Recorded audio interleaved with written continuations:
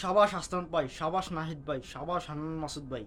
আপনারা আজকে যে বক্তব্যগুলো সংসদে দিয়েছেন এগুলো তো পুরো অগ্নিঝরা বক্তব্য। আমার গায়ের পশম পুরো দাঁড়িয়ে গেছে এই বক্তব্যগুলো শুনে। আপনাদের থেকে এটাই আশা করছি। আর এমপি হলে আপনাদের মতোই হওয়া উচিত, কারণ যেটা সঠিক সেটা সঠিক, যেটা ব্যাঠিক সেটা ব্যাঠিক।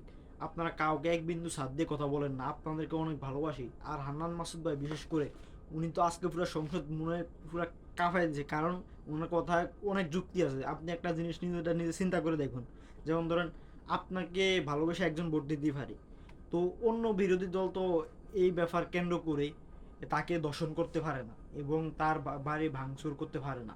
এটা মানে যদি আপনার পরিবারের কেউ সাথে হয়, আপনি তাহলে এই ব্যাপারটাকে কিভাবে নেবেন? আপনি আপনি নিজেই বলুন, নিজেই ভেবে দেখুন।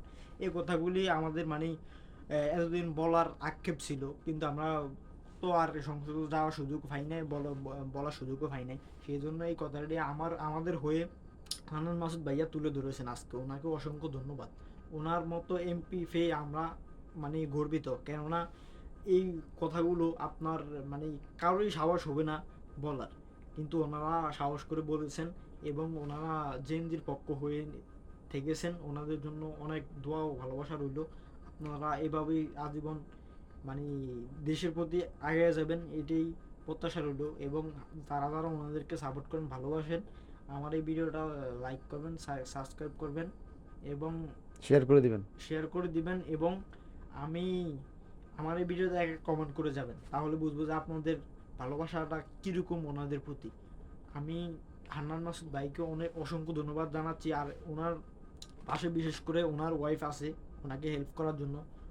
ওনার জন্য দোয়া রইল, কারণ এরকম সাপোর্ট করার জন্য, যেমন ধরেন একজন হান্নান মাসুদ ভাই মানে সঠিক কথা বলতেছে, ওনার পক্ষে একজন আছে, সেই জন্য অনেক ভালো লাগলো।